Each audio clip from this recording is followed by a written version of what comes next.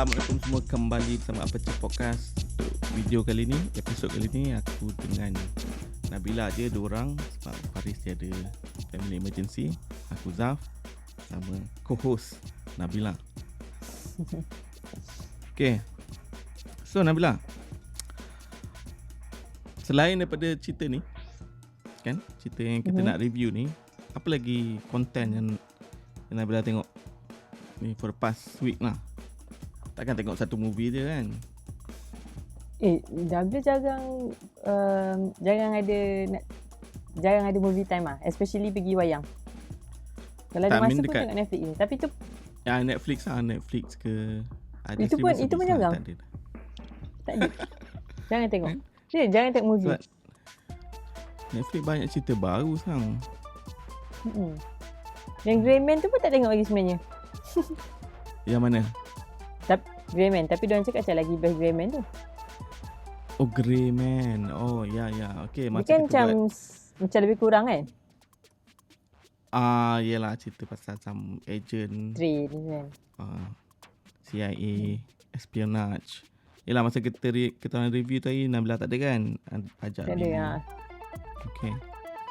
So, untuk review kali ni, kita nak review satu filem aksi terbaru, masih lagi di panggung. Filem berjudul Bullet Train. Okay, dia American action comedy starring Brad Pitt. Dia antara sebab lah yang excited nak tengok tu, sebab Brad Pitt kat depan dia punya poster. Dia mengisahkan pasal assassin who must battle fellow killers while riding a Japanese bullet train. Dia diarahkan oleh David Lynch. Okay, David Lynch ni dia pengarah John Wick dulu. John Wick yang first. So dia memang terror lah. Direct cerita-cerita action ni. I think dia dulu stuntman juga kot. Tak silap. Yalah, stunt coordinator. The first movie dia direct tu Brad Pitt, John Wick. John Wick favorite action movie lepas 10 years. So kali ni Bullet Train. Okay, so selain daripada Brad Pitt, pelakon dia ada Joey King, Aaron Taylor Johnson, Brian Tyree Henry, Andrew Koji, Hiroyuki Sanada, Michael Shannon, Benito Martinez Ocasio dan Sandra Bullock. Ada Sandra Bullock that's weird. Tak ingat lah Sandra Bullock last kali tu kan? Time bila? Oh, last kali yang tu dia datang sebagai coordinator. Cameo lah. I don't think patut tulis as a pelakon kan. Dia cameo je. Okay, filem ni dia punya budget agak tinggi, 85 ke 90 juta. Okay, tinggilah untuk cerita yang tak berapa nak blockbuster macam ni. Dia action tapi dekat train je, dan most of it is CGI. Tapi quite high juga budget dia. Kita tengok rating dia. Rating IMDb 7.5. So average audience suka cerita ni. Tapi Metascore dia less than 50 lah, 49 je. Kalau kita tengok Rotten Tomatoes, again, kritik 54%, tapi audience 77%. So kritik tak suka, audience dia okey je lah kalau 70 ni. Kan? Dia tak adalah, selalu kalau betul-betul audience suka dia, kalau betul-betul audience suka dia mesti 80 lebih ke 90. Itu memang total audience suka. 77 ni macam boleh give a pass lah, boleh enjoy, buangkan masa sikit kan.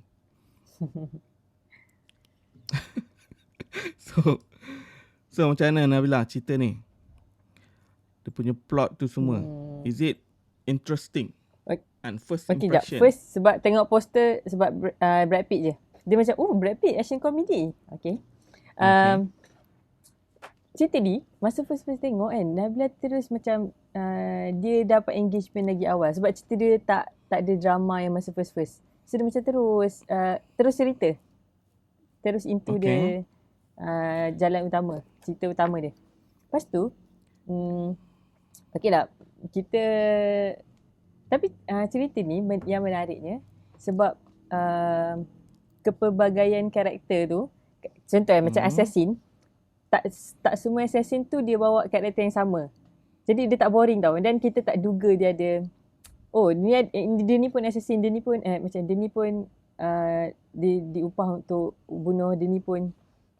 Dan sebab karakter wise yang berbeza tu, dia buat jadikan cerita dia macam menarik lah. Walaupun ada action pack dia pun best, tapi ada certain yang macam melampau kat dia ni. cerita dia memang kena parental guidance lah. Memang kejamnya kan. Dia tunjuk betul-betul lah. Okay, dia agak R-rated jugalah. So in term of dia punya komedi tu macam mana? Sebab dia tulis kat sini action comedy. Is it patut tak dia tulis action comedy? Cerita dia bawa cerita ni secara tak serius kot. Sebab tu dia namakan action comedy. Dia macam Assassin tapi tak secara serius lah. Betul lah.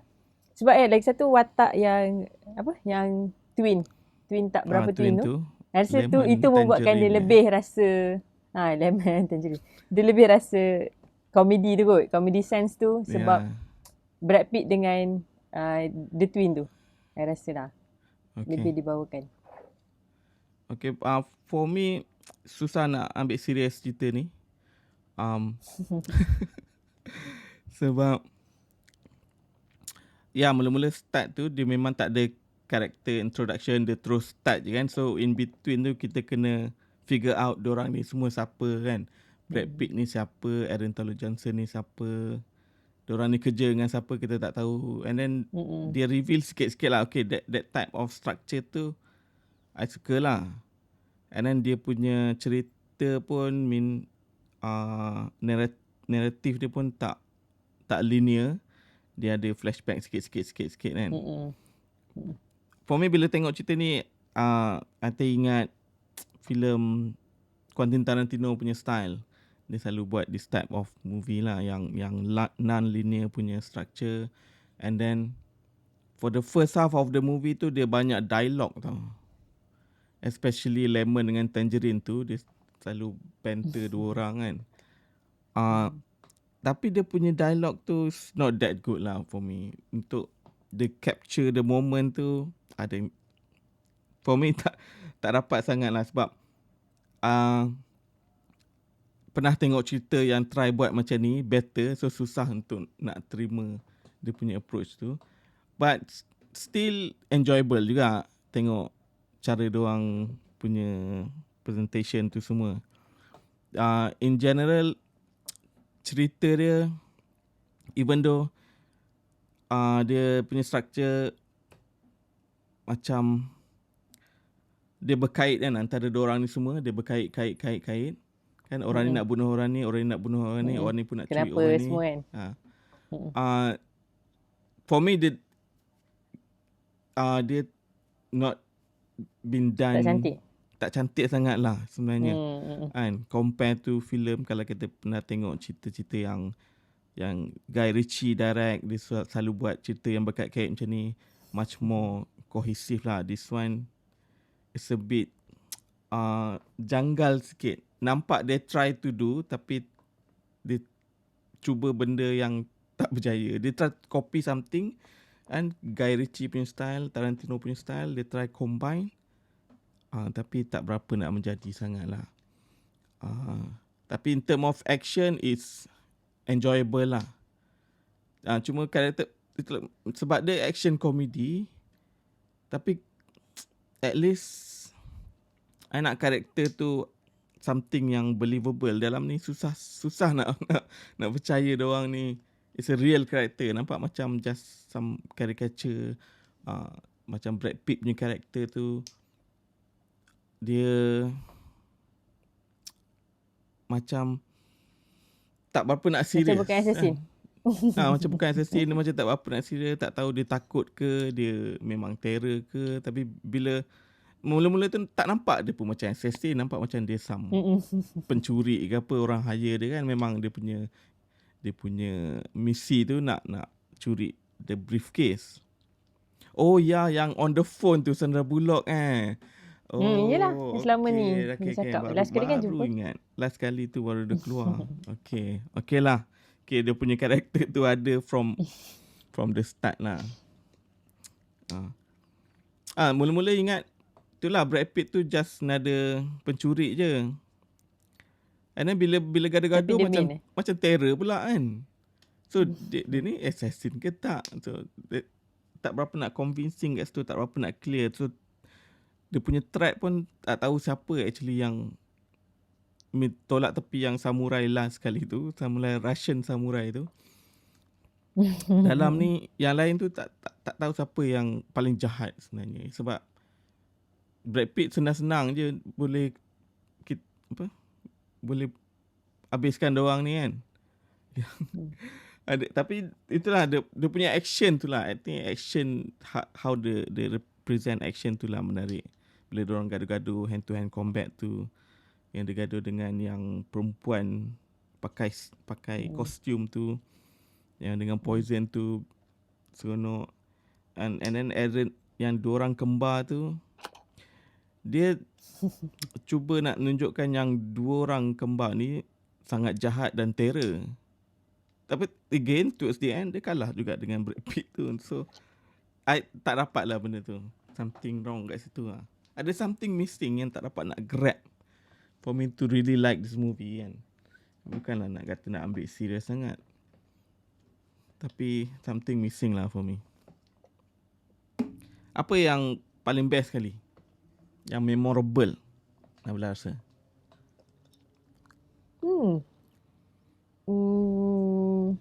Tak ada yang terlalu kuat lah. Sebab action scene dia tu dia macam sekejap-sekejap dan dia ada macam cakap so macam A lawan B, lepas tu B lawan C, C lawan D, macam dia tak ada yang A punya scene lawan A, B lawan C, A yang menang, faham tak? Dia tak ada.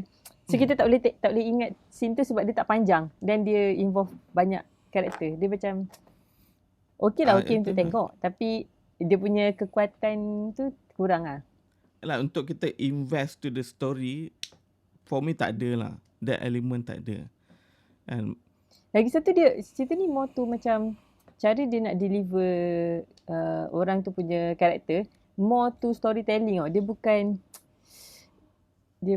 berdasarkan macam cakap any adegan atau scene. Macam contoh dia cakap kenapa dia nak bunuh orang ni, sebab orang ni dulu tapi cara dia deliver tu secara verbal lah. Walaupun dia cakap dengan orang ni, tapi dia nak bagi tahu kita sebenarnya macam kenapa dia ni dibunuh, nak diupah, kenapa dia ni diupah.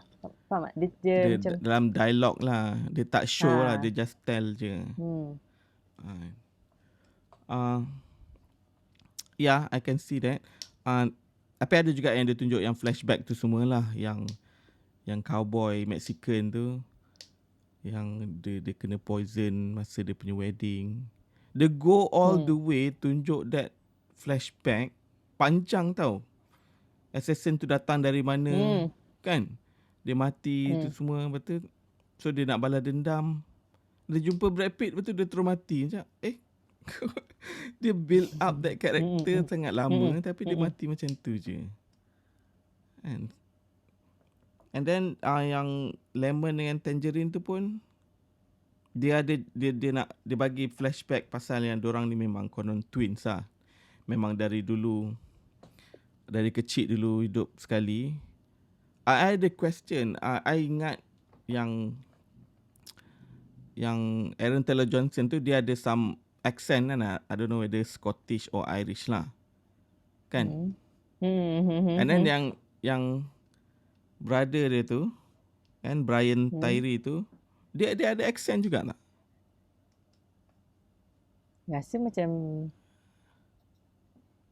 macam dengar seorang je.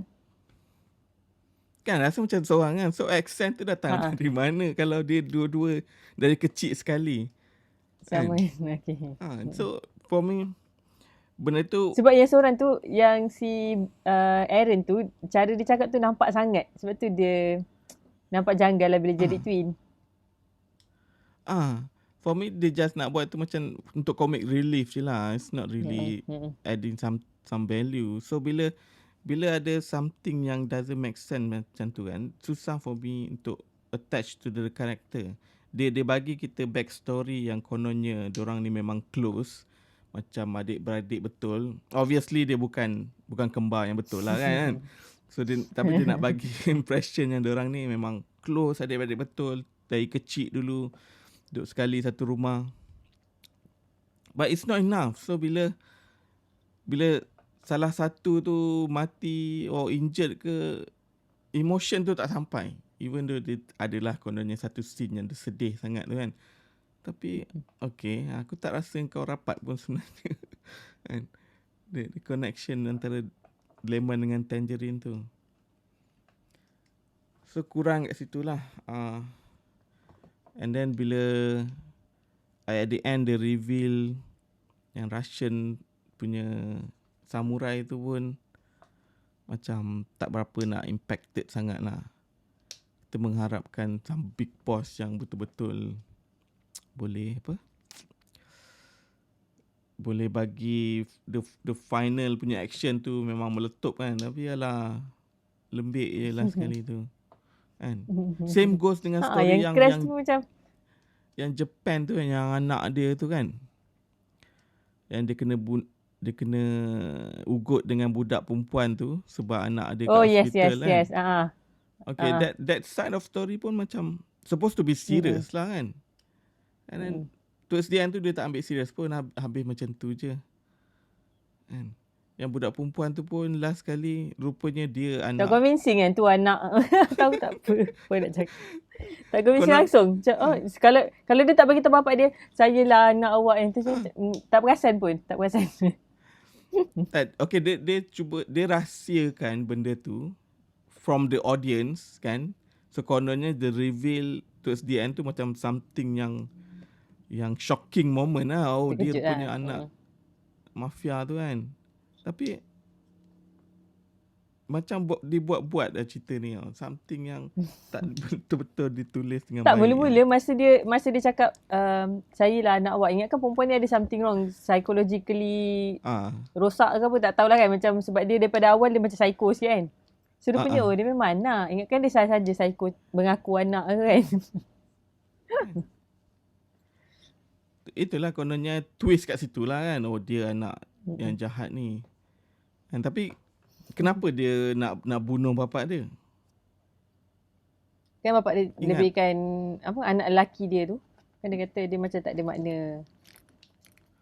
Yes, but takkan sampai kena bunuh bapak kau kan. So tak berapa strong sangat lah reasoning dia tu. For me lah kan. That's why none of the character tak boleh, aku tak boleh nak attach benda tu. And then Brad Pitt, kita enjoy dia. Brad Pitt ni jadi macam basically kita punya point of view lah. Dia macam terpaksa dekat situ kan.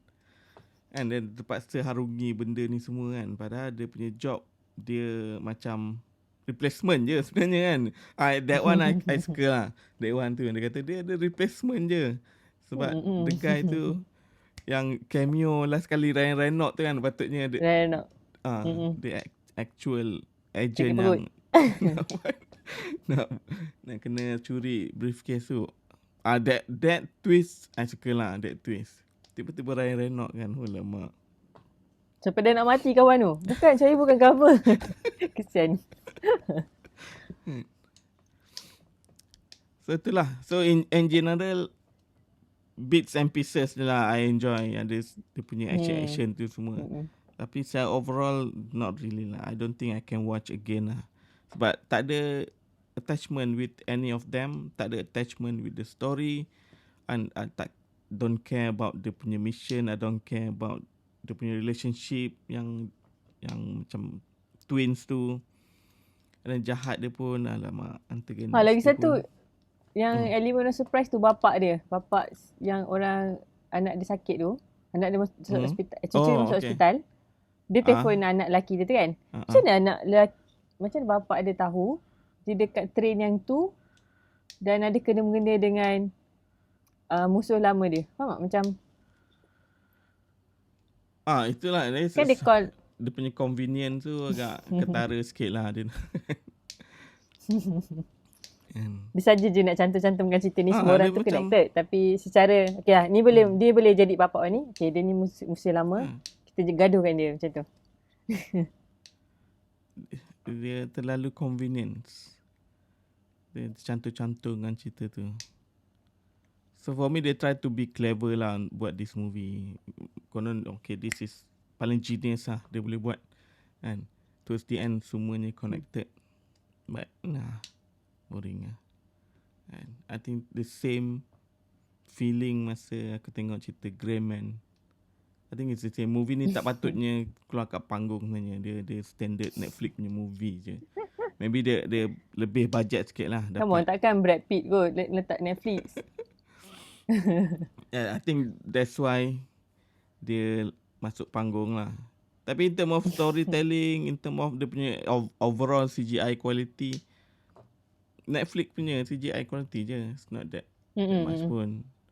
Dan Brad Pitt dah letup-letup macam bagai pun tak mati-mati kan. Hello Mamat yang Aaron Taylor Johnson tu siap boleh lompat dekat bullet train tu kan. Pecahkan cermin. That one so cartoonish lah, that one. So susah lah. I know it's fiction, but sometimes fiction yang story pun boleh make it something yang believable. This one, nothing in here is believable lah. Tapi again, scene yang dia dengan Minah yang poison tu best lah. Yang dia ambil dia ambil antidote kan, laju kan. Dia ambil kan. Yang tu. That one best lah. Dia tahu pula orang tu ada tu kan? Kau ada satu je kan antidote tu. Bodoh gila. Tapi last tu dia kena patuk dengan ular tu kan. Takkan tak ada poison. Tak ada. Mana dia kena batuk? Last dia kali. Dia pegang kepala tu. Ya. Yeah. Okay. Tak kena. Masa yang dah last kali lah. Ramai-ramai tiba-tiba ular tu keluar. Nanti ular tu macam batuk-batuk. Someone. So tu je lah. Untuk movie ni agak kecewa agak lah. So movie ni. Sebab I think the story ada potential. And boleh jadi much more fun and cohesive and engaging. Tapi enjoy tengok Brad Pitt dalam ni. Brad Pitt. Seriously enjoy. Menarik kan? Dia berlakon cerita action komedi lah. Actually Brad Pitt movie dia A-list punya actor kan kat Hollywood. Tapi movie dia tak pernah pun sebenarnya meletup. Kalau based on semua movie dia kan. Ada je yang flop-flop tapi dia still A-list tau. Itu Brad Pitt punya ni lah. Power dia lah. Movie dia macam mana pun orang tetap anggap dia A-list juga. Okay. Anything else? Ada apa lagi yang menarik? Yang Nabila rasa tak suka sikit ke? Ada? Annoying ke?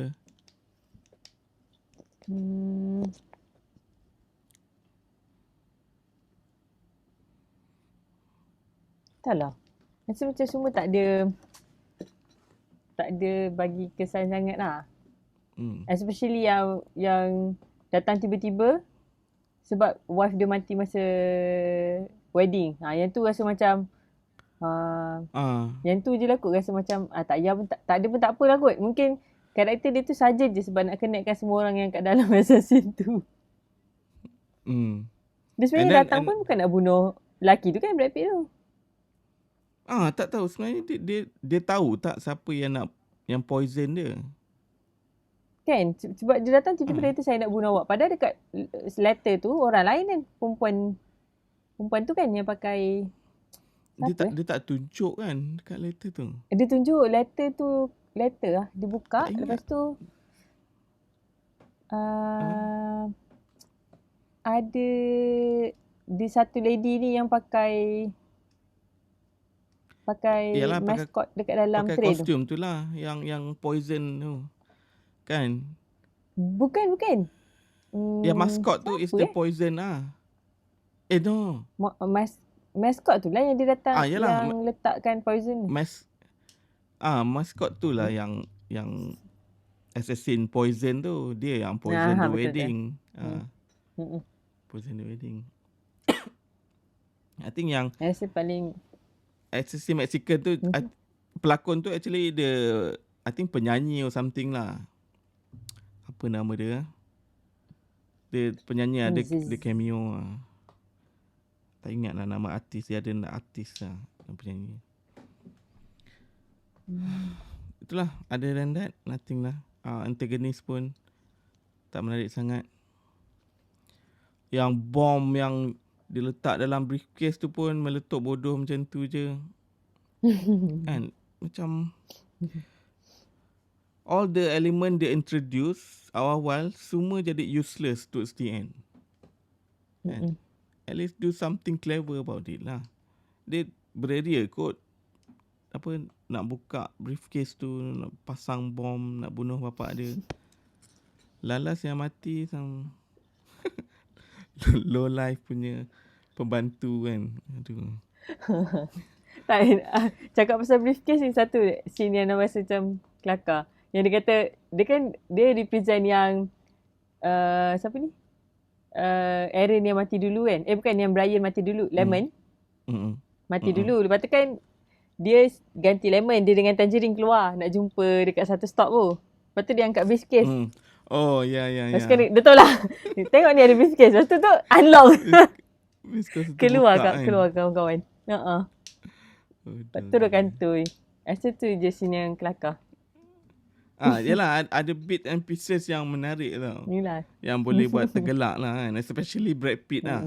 Especially Brad Pitt. Brad Pitt punya scene. Tapi tu je lah. Other than that, not so much lah. And enjoy like tengok yang Sandra Bullock dengan Channing Tatum tu lagi. Apa tajuk dia lah? Ingat tak cerita yang Island tu Lost Island something.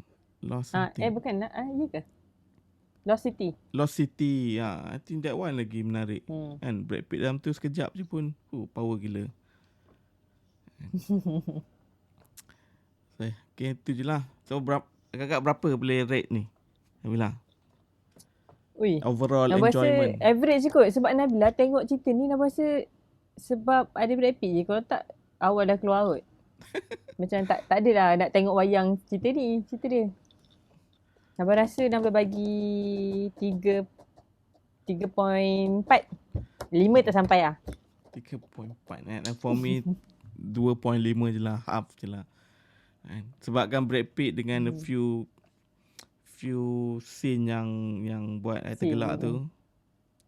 That's only thing yang boleh membantu lah. Other than that, not semua. Aaron Taylor Johnson I suka. Seriously I suka dia. Tapi dia selalu dapat this type of project yang tak bagi dia terselah sangat. And they always jadi supporting. Tapi bila cerita yang memang dia carry, jadi boring pula kan. Macam cerita ada orang macam Godzilla. Tu kan. Dia ada satu kelebihan, tapi bila dia jadi main dia jadi tak best kan? Itulah. Dia kena sedut orang lain punya aura tau. Bila dia seorang-seorang dia tak percaya. Jadi macam tak bermaya je cerita tu. Tapi I suka dia. That since dia from masa Kick-Ass tu, kalau tahu cerita Kick-Ass, dia masa tu dia budak lagi lah. Tapi cerita tu dah lama dah. Like more than 10 years ago kan. 10 years ago lah. 12 years ago. And lepas tu I think Hollywood try lah nak push dia, tapi tak banyak flop cerita-cerita dia. Okay, so 3.4 tu pelik 3.4 tu. Kan. 0.1 tak sampai. tu 0.1 tu tak nak bagi. hilang kat mana? Hilang kat mana tu? Kenapa tak 3.5? Dia macam on off kan, dia punya engagement macam kelakar tu alah bosannya macam tak apa engagement tak tu sampai on lagi. off. That's the perfect perfect analogy tu. Dia sekejap okey, kejap tak okey, kejap okey, kejap tak okey. Ya, betul. And then too many character yang tak really connect. Dia punya connection is dekat I think on paper je connection dia. Kan? In term of macam mana dia tunjuk the story tu, the connection tu tak organic lah. Nampak macam force, everything pun force je dalam ni. Okay, dan for me 2.5. Kecewa lah, seriously kecewa. Looking forward for this movie. Trailer tengok masa awal-awal je dulu. The first trailer. Lepas tu sebab ada Brad Pitt, Talenton Johnson, action. Lepas tu dia punya visual dia kan macam colourful sikit kan. Ada macam anime Japanese punya feel tu. I'm looking forward lah. Lepas tu trailer dia lepas tu memang tak tengok lah. Selalu kalau movie yang I memang excited, I avoid tengok trailer. So bila tengok movie tu jadi seronok sikit kan. Tapi kecewa. This is second movie this year yang I tak tengok trailer. Kecewa. Oh my god. Okay, I think that's it. Kita punya review untuk Bullet Train. Thank you guys for watching. Jangan lupa kembali untuk video seterusnya. Next week kita akan review cerita lain pula. Okay, jangan lupa subscribe dan like the video. Mana yang tak puas hati dengan kita orang punya rating, boleh komen kat bawah. Okay, jumpa lagi. Assalamualaikum. See you next time. Bye. Ciao.